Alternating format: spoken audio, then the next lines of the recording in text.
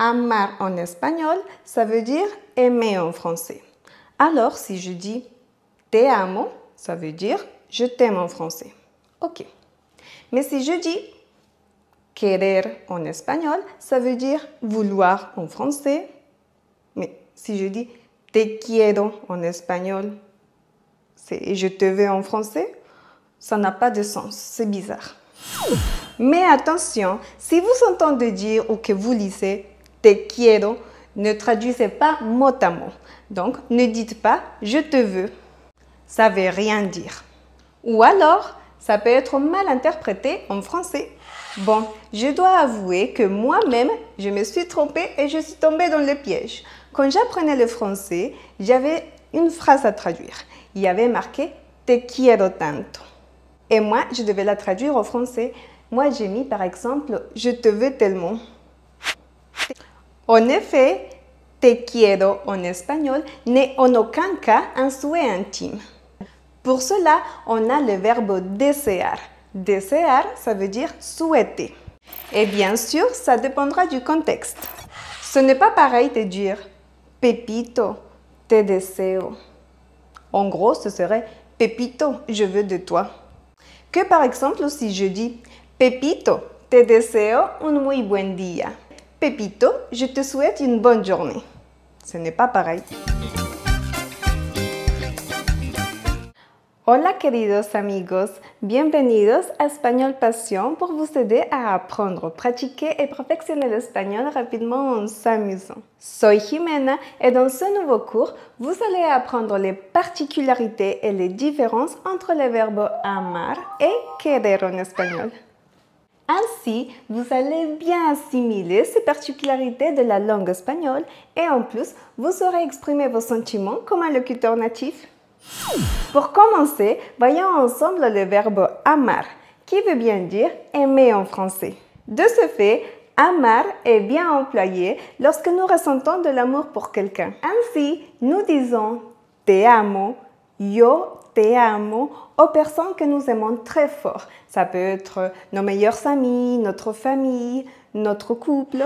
Et à vrai dire, amar a alguien, aimer quelqu'un, est bien la manière la plus romantique de dire « je t'aime » en espagnol. Et il faut aussi savoir que les hispanophones du continent américain sont très romantiques. Et c'est aussi pour cette raison que nous entendons dire très souvent « te amo » dans les films, dans les séries, dans les chansons. Et c'est aussi pour cette raison qu'il existe un grand nombre de telenovelas. Telenovelas, ce sont les séries télévisées où l'amour est un sujet incontournable. Alors que c'est vrai qu'en Espagne, on n'entend pas souvent les gens dire « te amo ». Mais cela ne veut pas du tout dire que les Espagnols ne sont pas du tout romantiques. Car à l'écrit, il est fort possible de lire cette phrase si forte en sentiment. Ils vont juste l'exprimer autrement et surtout avec les verbes « querer ». Querer, vouloir ou aimer. Mais comment dire « te amo » d'une manière plus forte? Si vous aimez vraiment très fort quelqu'un, vous pouvez dire « te amo » plus un complément pour accentuer cet amour que vous éprouvez. Te amo con locura. Te amo con locura, qui veut dire « je t'aime à la folie ». Mais n'oublions pas le verbe « querer ».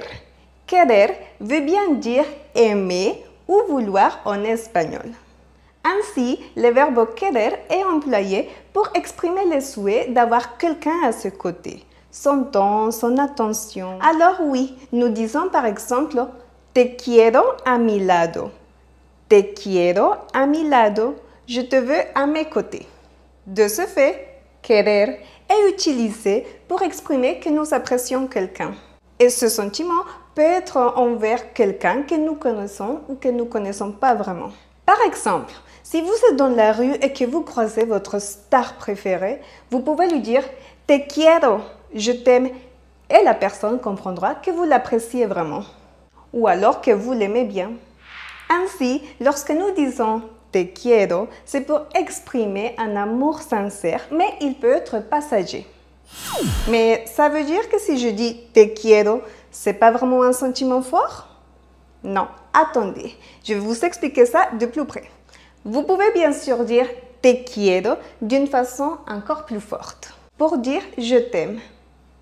Justement, si vous n'osez pas trop être trop romantique envers la personne que vous aimez pour lui dire te amo, vous pouvez toutefois employer le verbe querer. À ce moment-là, vous pouvez dire te quiero plus un adverbe de quantité. Ce n'est pas pareil de dire te quiero, je t'aime, que te quiero mucho, je t'aime beaucoup. Ou alors te quiero demasiado, je t'aime trop. Mais attention, vous pouvez aussi être romantique avec le verbe querer. Comme vous le savez certainement déjà, puisque vous me suivez sur espagnolpassion.com, je suis colombienne.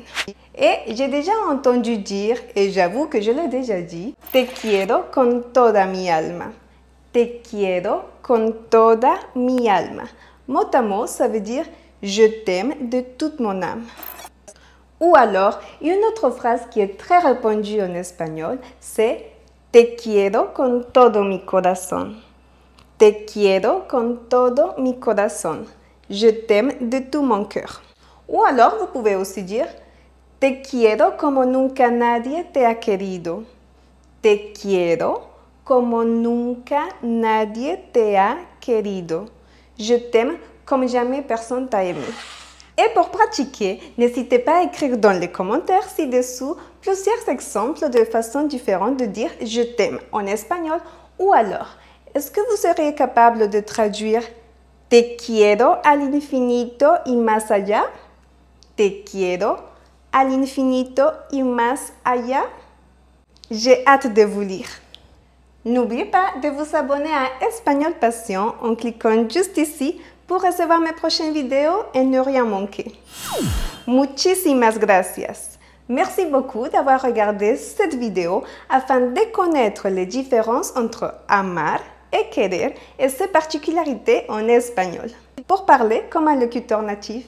Hasta muy pronto. À très bientôt.